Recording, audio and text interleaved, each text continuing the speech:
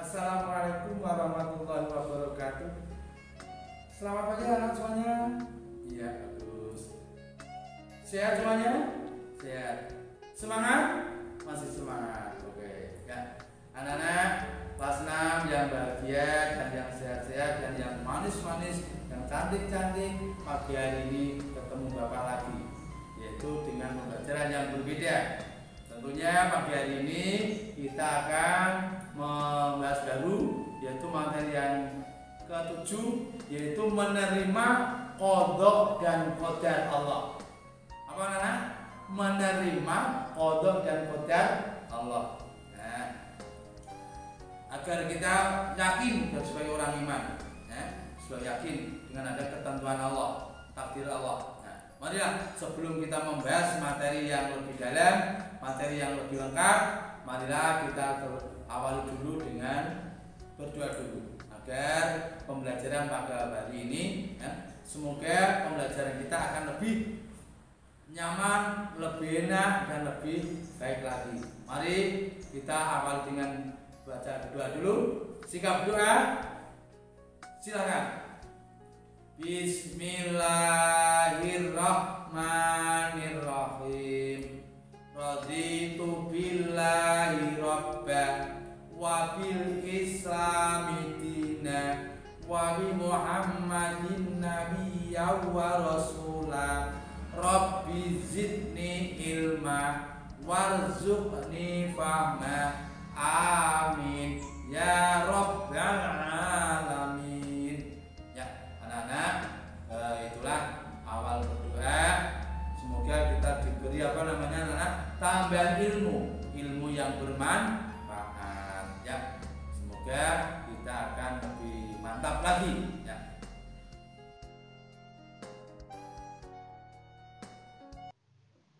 Assalamualaikum warahmatullahi wabarakatuh. Anak-anak yang bahagia, anak-anak yang sehat, dan yang manis-manis semuanya. Pagi hari ini ketemu lagi di kelas 6, yaitu dengan materi yang berbeda, dengan melanjutkan pelajaran yang dulu. Sekarang adalah mempelajari kita menerima qadha dan qadar. Apa artinya qadha dan qadar? Qadha dan qadar itu tentunya tidak jauh berbeda, tipis perbedaannya, karena pengertiannya hampir sama. Qadha artinya keputusan Allah sejak zaman azali. Zaman azali itu zaman sebelum ada kita, itu namanya zaman azali. Itu sejak dulu. Jadi kita sebelum ada, itu namanya zaman azali. Jadi keputusan itu, ketentuan itu sudah ditentukan oleh Allah. Seperti apa? Allah yang tahu. Itu rahasia Allah. Kemudian yang kedua, qadar. Kalau qadar itu apa? Artinya juga keputusan Allah yang telah terjadi. Keputusan Allah yang telah terjadi. Jadi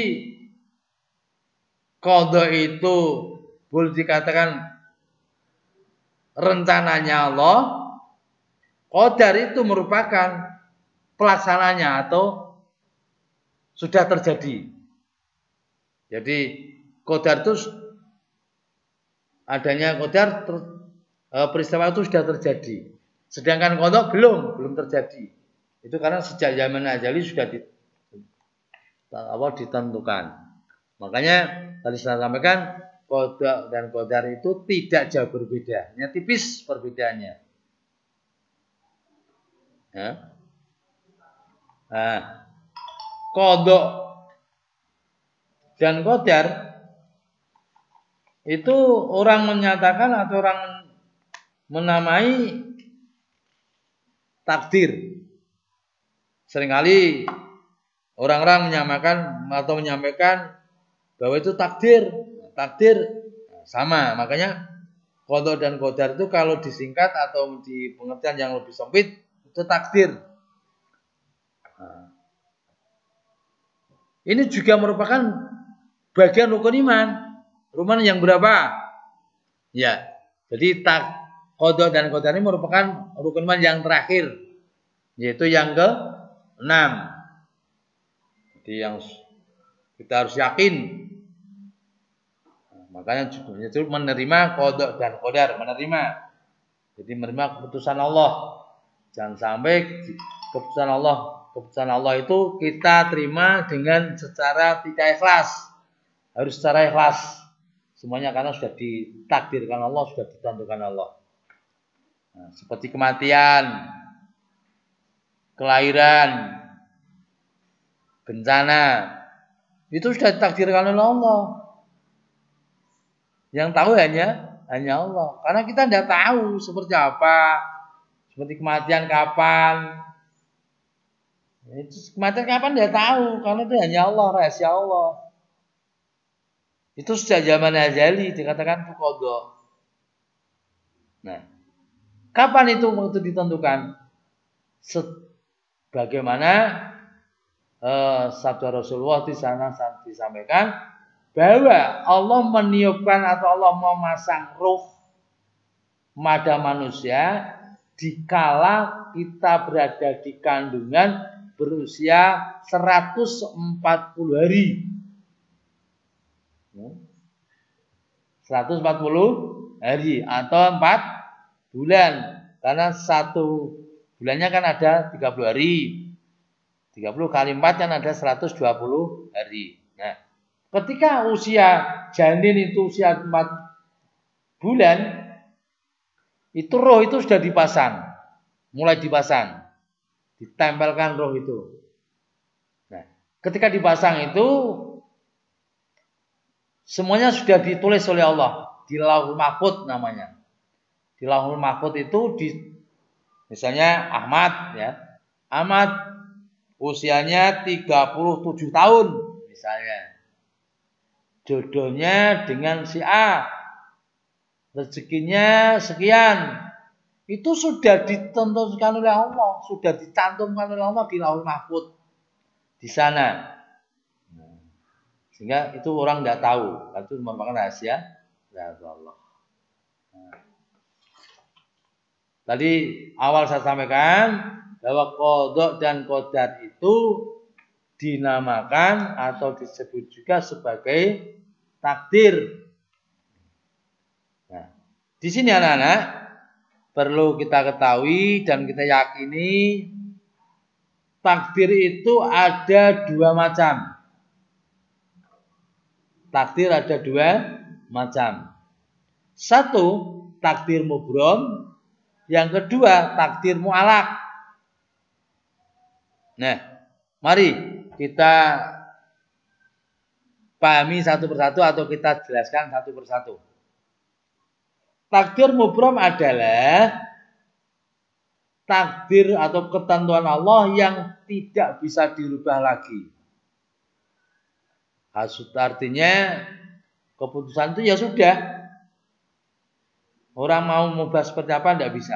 Contoh takdir mubrom misalnya ya.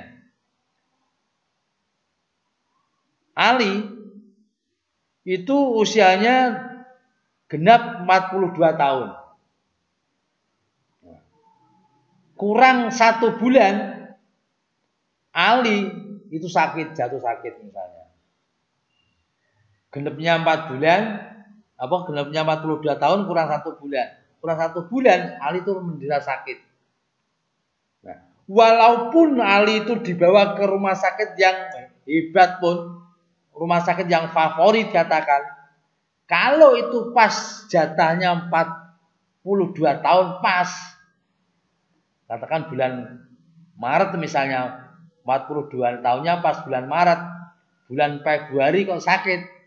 Walaupun dibawa ke rumah sakit kemana saja yang lebih hebat, rumah sakit yang terkenal misalnya, ia tidak bisa sembuh. Pas Maret, innalillahi wa inna ilaihi raji'un, artinya jatuhnya sudah selesai.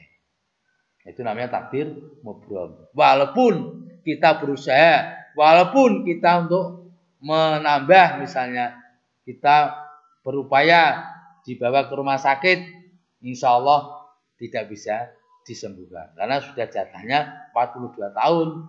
pas bulan Maret, bulannya kok sakit, ya nunggu 1 bulan itu tadi sampai bulan Maret. Kadang-kadang itu tidak melalui sakit, ya kan? Nah, ada yang melalui jatuh, ada yang melalui kecelakaan, ada yang melalui tidur bablas. Nah, itu semuanya bermacam-macam bentuknya. Pernah mendengar, tahu banyak dengar si A kayak meninggalnya dengan cara kecelakaan, si B tidurnya bablas, si C diawali dengan sakit dulu dan sebagainya. Itu namanya takdir mubrom. Kemudian yang kedua takdir mu'alaq. Takdir mu'alaq artinya takdir berdasarkan atau ketentuan Allah berdasarkan kondisi. Artinya masih bisa dirubah selama manusia itu dengan merubahnya. Ya, surat Ar-Ra'du di sana diterangkan Bismillahirrahmanirrahim, innallaha la yughayyiru ma biqaumin hatta yughayyiru ma bi anfusihim. Sesungguhnya Allah tidak akan merubah nasib suatu kaum jika manusia itu tidak mau merubah sendirinya. Nah, misalnya tadi Ali sakit, terus berusaha dibawa ke rumah sakit, berobat, bisa sembuh. Nah, berarti kan artinya ada usaha, ada upaya. Nah, diobatnya ya cepet toh. Nah, karena ada perobatan, ada pengobatan dan sebagainya, sehingga bisa sembuh, meninggalnya masih tertunda. Artinya, menurut kondisi, manusia masih berusaha dan masih bisa dirubah. Lagi contoh yang kedua, misalnya si misalnya Ibrahim. Ibrahim itu orangnya itu hidupnya pas-pasan. Dengan berusaha keras, dengan berusaha kuat, dengan maksimal usahanya. Akhirnya dia mendapatkan penghasilan yang lebih banyak, hidupnya lebih cukup lumayan karena ada usaha. Nah, itu namanya tidak takdir terus pasrah. Itu namanya tidak ada usaha. Walaupun takdir Allah kita tetap diwajibkan untuk berusaha agar bisa merubah nasib. Tapi karena Allah tidak akan bisa merubahnya kecuali manusia itu merubah dengan sendirinya. Ya. Nah, itu namanya takdir mu'alaq. Yang ketiga, contoh yang ketiga, si Ani anaknya itu bodoh. Mengapa Ani bodoh? Karena dia tidak mau belajar. Sehingga dia mau bertekad, wah kalau saya ini terus, saya bodoh, saya terlalu terus. Sehingga Ani berusaha keras, belajar keras. Sehingga menjadi anak yang pinter. Nah, ini berarti kan bisa masih dirubah. Walaupun kondisinya tadinya bodoh, anak mau berusaha menjadi giat belajar, menjadi pandai. Nah, itulah namanya takdir mu'alaq, artinya masih bisa dirubah. Itulah anak-anak kita menerima dengan qada dan qadar. Kita mempelajari itu harus ada imannya. Imannya seperti apa? Satu, akan bisa mempertebal keimanan kita. Semakin tebal iman kita, yakin kita semakin tinggi. Membangkitkan semangat untuk berusaha dan tawakal. Walaupun ada ketentuan, walaupun ada keputusan, kita tetap diusahakan, kita tetap diwajibkan untuk berusaha dan tawakal. Berusaha itu ya upaya, tawakal itu pasrah dengan Allah. Jangan hanya pasrah, jangan hanya usaha tok, ya dua-duanya, usaha dan tawakal. Usaha itu dalam rangka untuk mengubahnya, tawakal dalam arti kita bersandar pada Allah. Yang ketiga, memiliki jiwa yang tenang. Kalau kita bisa menerima qada dan qadar, tentunya jiwa kita akan tenang, tidak kemerungsung. Kemudian yang terakhir, kita akan terhindar dari sifat sombong.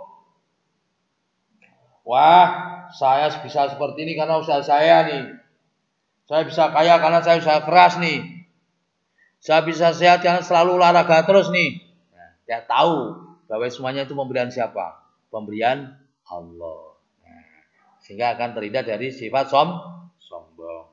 Itulah di antara salah satunya hikmah dari mempelajari menerima qada dan qadar. Nah, demikian anak-anak perjumpaan kita pada materi menerima qada dan qadar, agar selalu kita berusaha dan pasrah pada Allah, berusaha yang sekuat mungkin, dan kita pasrahkan semuanya adalah keputusan Allah. Semuanya adalah kita menerima, jangan sampai menggerundel atau menggerutu, meruntak, semua keputusan Allah.